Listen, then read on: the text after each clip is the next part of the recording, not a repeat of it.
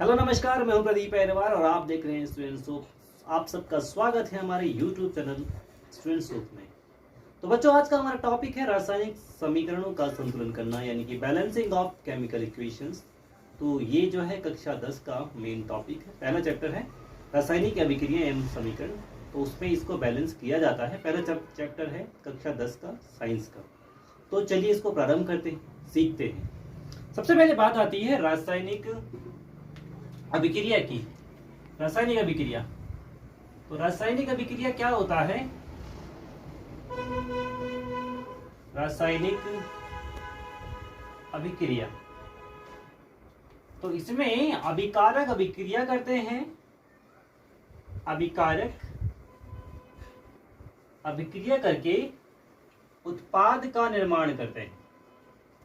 जब एक या एक से अधिक अभिकारक रिएक्शन करके आपस में अभिक्रिया करके क्रिया करके एक नया प्रोडक्ट बनाएंगे, उत्पाद बना देंगे, तो उसे हम कहेंगे रासायनिक अभिक्रिया हुई। अभिकारक का मतलब होता है रिएक्टेंट, अंग्रेजी में। रिएक्टेंट का मतलब क्रिया करने वाले, और उत्पाद ये प्रोडक्ट होता है।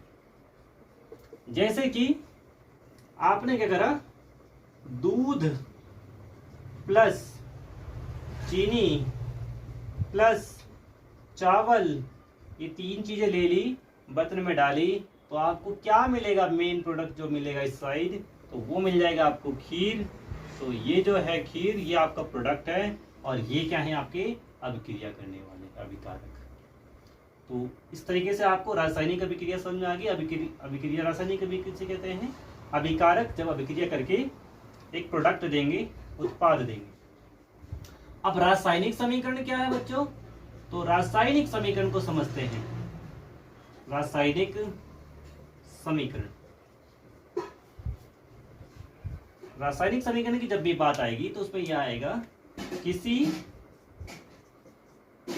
रासायनिक अभिक्रिया, किसी रासायनिक अभिक्रिया को प्रतीक, प्रतीक याद रखना बच्चों, सिंबल इसको बोलते हैं, सिंबल के रूप में लिखना। ठीक है, यहां तो नहीं आ रहा, लिख देता हूं, लिखना। याद रखना बच्चों। तो किसी रासायनिक अभिक्रिया को प्रतीक के रूप में, सिंबल के फॉर्म में लिखना, उसको हम कहते हैं रासायनिक समीकरण। जैसे कि मान लेते हैं मैग्नीशियम, मैग्नीशियम को हम जलाएंगे, तो जलाने के लिए आपको क्या चाहिए? ऑक्सीजन गैस चाहिए, ऑक्सीजन। तो बताओ क्या बनेगा? मैग्नीशियम को आपने जलाया, तो मैग्नीशियम को जलाने से आपको मैग्नीशियम ऑक्साइड मिलेगा। या यूं कहें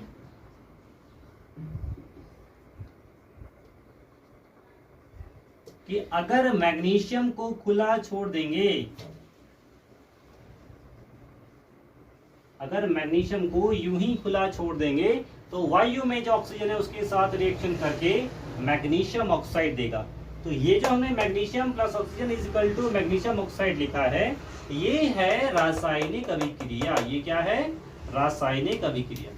ठीक है, ये है अभिक्रिया, रासायनिक अभिक्रिया है ये। ठीक है बच्चों। और रासायनिक समीकरण की बात करते हैं, अगर समीकरण लिखना हम लोग तो क्या होगा? देखो, मैग्नीशियम को लिखेंगे इस तरीके से, मैग्नीशियम का सिंबल है Mg, ऑक्सीजन O2। क्यों O2 क्यों लिखा? क्योंकि ऑक्सीजन जो है स्वतंत्र अवस्था में O अकेला नहीं रहता है, ये संयुक्त अवस्था में रहता है O2, और तभी इसका अस्तित्व हो पाता है। अगर ये O रहेगा तो ये नवजात ऑक्सीजन कहलाएगा, और नवजात ऑक्सीजन बहुत ज्यादा एक्टिव होती है। ठीक है, तो ये O2 इज इक्वल टू क्या बनेगा? MgO। ठीक है बच्चों, तो ये हो जाए रासायनिक समीकरण। ये समीकरण है और ये अभिक्रिया है। उम्मीद है आपको रासायनिक समीकरण और रासायनिक अभिक्रिया समझ में आ गया। चलिए इसको रफ करके आगे बढ़ते हैं। चलिए अब बच्चों हम सीखते हैं संतुलित रासायनिक समीकरण। संतुलित रासायनिक समीकरण क्या होता है? तो वह समीकरण जिसमें बाईं ओर के अभिकारक परमाणुओं की संख्या दाईं ओर के उत्पादों की परमाणुओं की संख्या के बराबर होती है। यानी कि लेफ्ट हैंड साइड के परमाणुओं के तत्वों के परमाणुओं की संख्या राइट हैंड साइड के तत्वों के परमाणुओं की संख्या के बराबर होती है, उसे हम कहते हैं संतुलित रासायनिक समीकरण। तो डेफिनेशन लिख लेंगे इसको। वह रासायनिक समीकरण जिसमें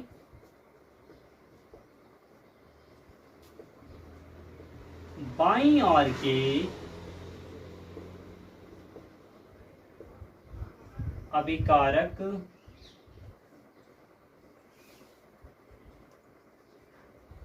परमाणुओं की संख्या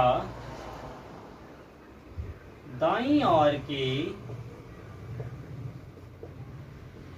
उत्पादों की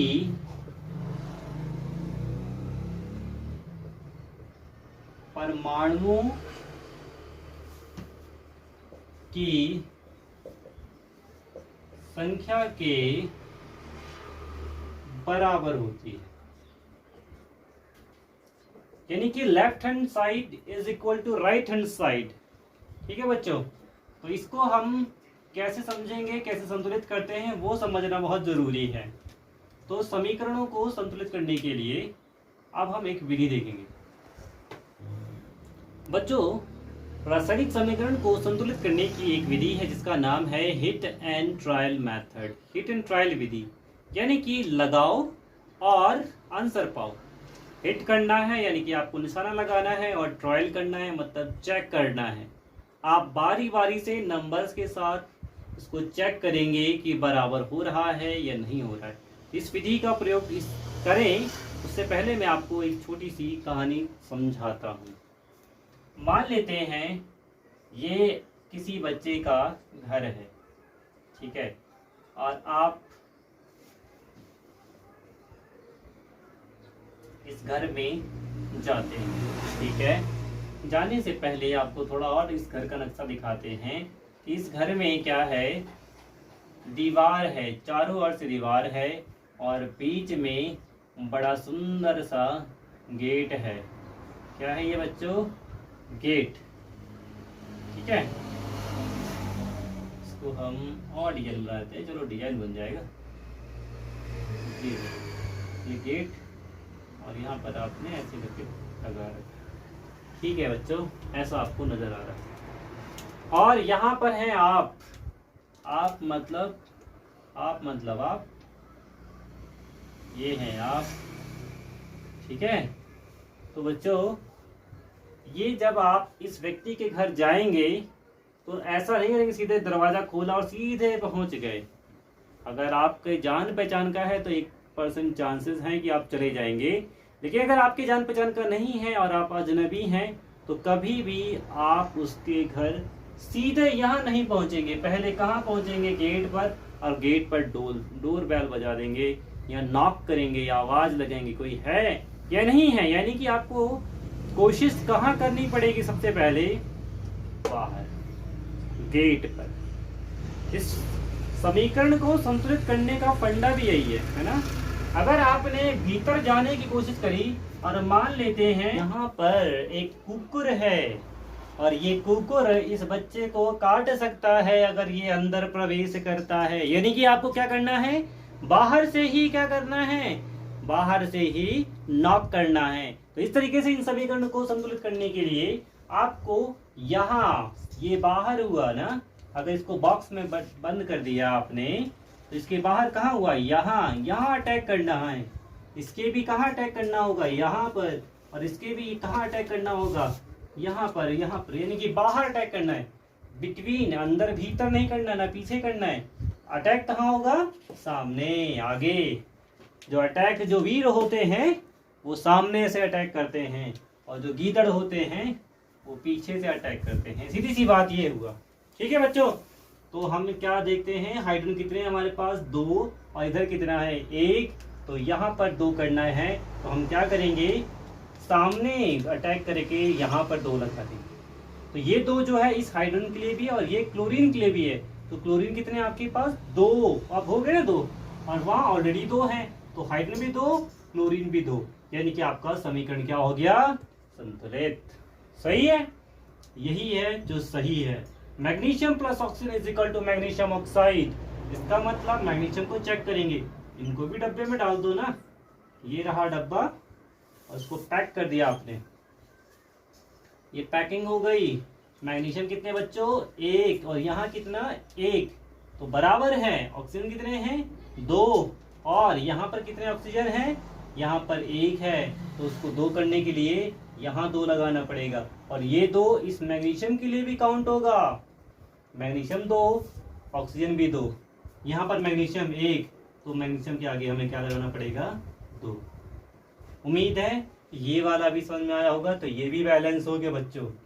आप देखते हैं इसको, aluminium, iron oxide, Fe that is iron और Al2O3, ये थर्मेट अभिक्रिया का एग्जाम्पल है बच्चों।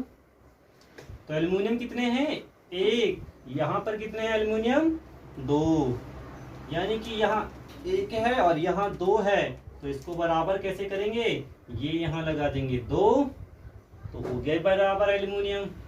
कोई बात नहीं, ऑक्सीजन यहाँ पे ये हटाते हैं, कभी तुम इसको 32 समझ जाओ, ये थर्ड पार्ट है। आयरन के पास चलते हैं, आयरन कितने यहाँ पर 2, और यहाँ पर कितने हैं 1, तो यहाँ पर हमें लगाना पड़ेगा 2। ऑक्सीजन कितने बच्चों 3, यहाँ पर कितने हैं, यहाँ पर भी 3। तो इस प्रकार से आपका ये समीकरण भी क्या हो गया, कंप्लीट। तो इस वीडियो में इतना ही, जिस प्रकार इसमें आपने सीखा किस तरीके से रासायनिक समीकरण को संतुलित करते हैं। एक और एग्जांपल आपको दे देता हूं, उम्मीद है आपको हेल्पफुल होगा, वो भी मिटा देता हूं इसको और एक आपको एग्जांपल देता हूं। Fe की भाप के साथ अभिक्रिया कराते हैं, ये भाप है बच्चों, इसके साथ अभिक्रिया कराने पर होगा Fe3O4 प्लस H2। ठीक है, अब क्या होगा, इसको कैसे कंप्लीट करते हैं ये चेक करते हैं ना। आयरन कितने आपके पास 1, यहाँ पर कितने हैं 3। सबसे पहले तो एक डब्बा बना दो इसकी चारों तरफ। ये डब्बा आपको बनाते ही बहुत इजी हो जाएगा बैलेंस करना।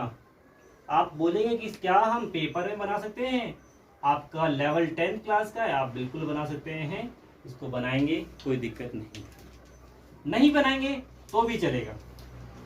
Fe 1, यहाँ पर 3, तो आप क्या लगा देंगे, यहाँ पर 3 लगा देंगे। चलिए ये तो हो गया। हाइड्रोजन कितने हैं यहाँ पर 2, वहां पर भी 2। ऑक्सीजन कितने यहाँ पर 1, यहाँ पर 4, तो यहाँ पर हम क्या लगा देंगे 4। अब हाइड्रोजन कितने के बच्चों 4 दूनी 8, 4 और 2 6 नहीं, 4 दूनी 8, तो हमें क्या करना पड़ेगा, यहाँ पर भी 4 लगाना पड़ेगा। तो इस प्रकार से ये अभिक्रिया भी संतुलित होगी। तो उम्मीद है ये वीडियो आपके लिए बहुत हेल्पफुल होगी। इस वीडियो में इतना ही, धन्यवाद।